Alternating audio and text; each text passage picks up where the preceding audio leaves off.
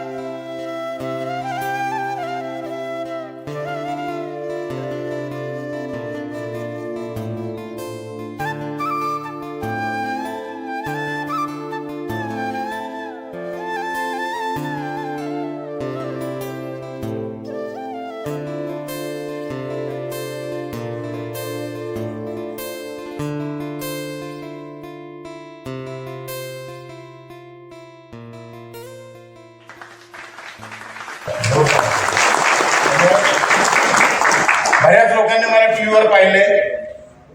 Zee मराठीवर जेव्हा हास्य सम्राट गाजलं होतं त्या पर्वात मी होतो फायनलला, आणि त्यानंतर संपूर्ण महाराष्ट्राच्या कानाकोपऱ्यात दौरे केले. आणि आज मला या ठिकाणी बोलवलंय. मी प्रत्येक चॅनलवर लोकांना दिसतो, प्रत्येक चॅनलवर. तो कार्यक्रम असो, चला हवा येऊ द्या, कॉमेडीची बुलेट ट्रेन, हास्य जत्रा, हे तर काहीच नाही, वावा क्या बात है, जॉनी आला रे, सगळ्या चॅनलवर मी लोकांना दिसतो. फक्त एकच चॅनल आहे जिथे मी येत नाही, डिस्कवरी. काही विनोद असे असतात लोकांना पटकन करतात, काही विनोद असे असतात लोकांना उशिरा करतात, आणि काही विनोद असे असतात लोक घरी गेल्यानंतर हसतात, आणि काही विनोद असे असतात लोक सकाळी आठवून बाथरूम मध्ये असतात. कारण मी पुण्यात होतो. पुण्यातले प्रेक्षक एवढे सूज्ञ आहेत, एवढे हुशार आहेत, त्यांना विनोद कळायला नाही तर मागे येऊन विचारतात, काय बोलला परेश बोल. तुम्ही सगळे हुशार प्रेक्षक बसलात, तुम्ही सगळे सूज्ञ प्रेक्षक आहात, तुम्हाला विनोदाची व्याख्या कळते, विनोद काय असतात तुम्हाला कळतात, कारण तुम्ही व्यापारी आहात.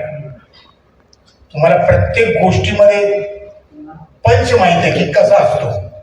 पहिला विनोद तुमच्यापर्यंत मांडतोय, बघूया तुम्हाला विनोद कळतो का.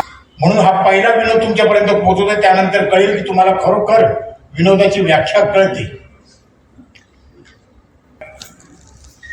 दादा कोंडके आणि निळू फुले एकदा चुकून बायकांच्या पार्टीत गेले, आणि बायकांच्या पार्टीत गेल्यानंतर दादा कोंडके त्यांना पहिल्यांदा कळलं की बायकांची पण एक पार्टी असते, ज्याला बायका किटी पार्टी असं काहीतरी म्हणतात. त्या पार्टीमध्ये गेल्यानंतर एका सुंदर बाईला पाहिल्यावर निळू भाऊंना म्हणाले, निळू भाऊ, त्या बाईच्या कानामध्ये जे झुमके आहेत ना, झुमके, तिच्या मायला ते कोणी दिलं माहित आहे? नाही दिलं नाही. आणि या बाईने जे नाकामध्ये नथ घातले, ज्या मायला ते कोणी दिले माहित आहे? नाही दिले नाही.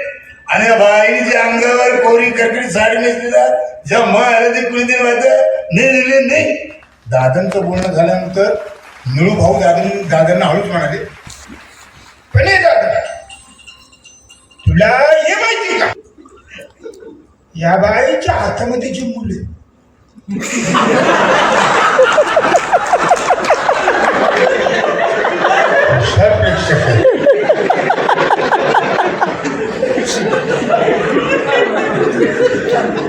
खरोखर तुम्हाला विनोद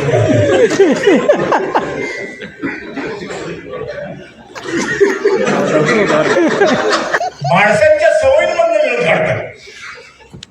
एखादा माणूस जेवत असला, आपल्याला डोळ्याने दिसतं, तुम्ही बघता पण त्याला टिपत नाही. माझं ऑब्झर्वेशन असतं. मी एवढ्या वर्ष 40 वर्ष काम करतोय मी रंगमंचावर. जॉनी लिव्हर पासून, राजू श्रीवास्तव पासून, मोठमोठ्या दिग्गज कलाकारांना, जॉनी बिस्की पासून सगळ्यांबरोबर काम केलं. ऑब्झर्वेशन. नकलाकार कॉमेडी स्टार हा फक्त ऑब्झर्व करत असतो. एखादा माणूस जेवत असला, आपल्याला डोळ्याने दिसतं तो जेवतोय, तरी लोकांना विचारायची सवय असते आणि तिथून विनोद कसे बाहेर पडतात. एखादा माणूस जेवत असला, आपण बघतो तरी विचारतो.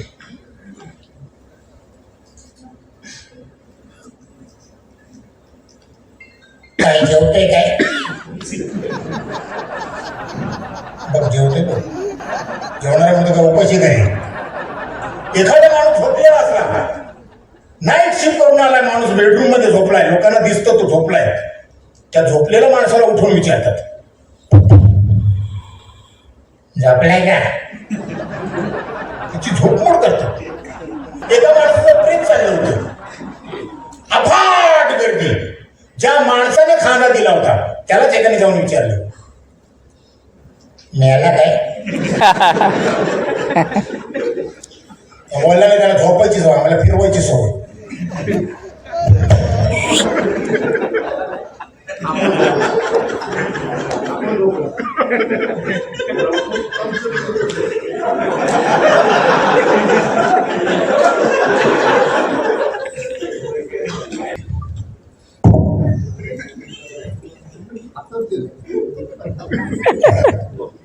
तो पण झोपला.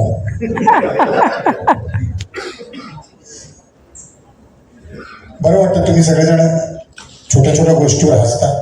हसलं पाहिजे माणसाने, कारण हसण्याने माणसाचं आयुष्य वाढतं, आरोग्य वाढते. काही आपल्या आयुष्यात माणसं अशी येतात ज्यांना आपल्याबद्दल सगळं काही माहित असतं. आपण काय विकत घेतो, आपण काय घेतलंय, आपण कुठे जाणार आहे, आपण कोणाला भेटणार आहे, सगळ्या गोष्टी त्यांना माहीत असतात. आणि काही माणसं आपल्या आयुष्यात अशी असतात जे आपले खास मित्र असतात. ते 4 दिवस आपल्याला दिसले नाही. विनोद नीट ऐका, नीट विनोद ऐकला तर त्या विनोदाची मजा तुम्हाला कळेल. कारण या विनोदामध्ये एक असा पंच आहे जो लोकांना पटकन कळत नाही तरी लोक हसतात. काही मित्र आपल्या आयुष्यात असे असतात जे 4 दिवस आपल्याला दिसले नाहीत. 4 दिवस दिसले नाही तर आपल्याला काळजी वाटते, हा मित्र गेला कुठे. असाच एक मित्र 8 दिवस दिसला नाही. एका मित्राने दुसऱ्या मित्राला विचारलं, अरे मान्या, तो पक्या दिसला नाही, कुठे गेला? पक्या ना? अरे बाबा, पक्याचा काही विचारू नकोस. का? अरे मोठा माणूस तो. मोठा माणूस? हा, त्याचे शौक मोठे. शौक मोठे? हा, महागडे शौक त्याचे. महागडे? का रे? अरे बाबा, त्याला एक आयफोन पाहिजे होता. मग पैसे कुठे त्याच्याकडे? मग अरे त्याच्याकडे पैसे कुठे? आयफोन केवढा महाग. मग तो त्याच्या आजीकडे गेला. मग तो आजीला म्हणाला, चल आजी मला पैसे दे, मला एक आयफोन घ्यायचा आहे. आजी म्हणाली, मेल्या, माझ्याकडे पैसे नाही. तुला एक आयफोन पाहिजे ना, तुझी एक किडनी विक आणि आयफोन घे. मग त्याने तसंच केलं. आजीने सांगितलं, त्याने तसंच केलं. आता त्याच्याकडे एक नाही, 2 आयफोन आहे. पण आजी नाही.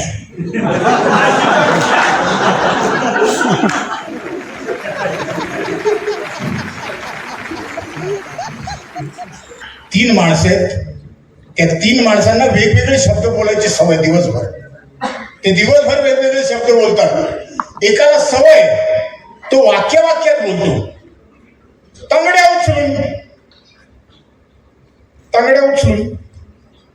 इथेच गेलो होतो तंगड्या उचलून, उद्या परत जाणार आहे मी तंगड्या उचलून. दुसरा माणूस आहे, त्याला सवय, तो वाक्यात बोलतो, तुमच्या तोंडात. कालच गेलो होतो तुमच्या तोंडात, सकाळी परत जाणार आहे तुमच्या तोंडात. तिसरा माणूस आहे, त्याला सवय, तो वाक्यात बोलतो, तुमच्या कृपेने. काल मला पोरगा झाला, तुमच्या कृपेने. जो तुमच्या कृपेने बोलतो, रात्री 12 वाजता त्याच्या घरात एकदा चोरी झाली. सकाळी हे दोघं त्याच्या घरात गेले त्याला भेटायला. तो दाराच्या बाहेर उंबरठ्यात रडत बसला होता. त्याला रडताना पाहुणे जण म्हणाला, काय रे भाऊ, काय झालं तंगड्या उचलून?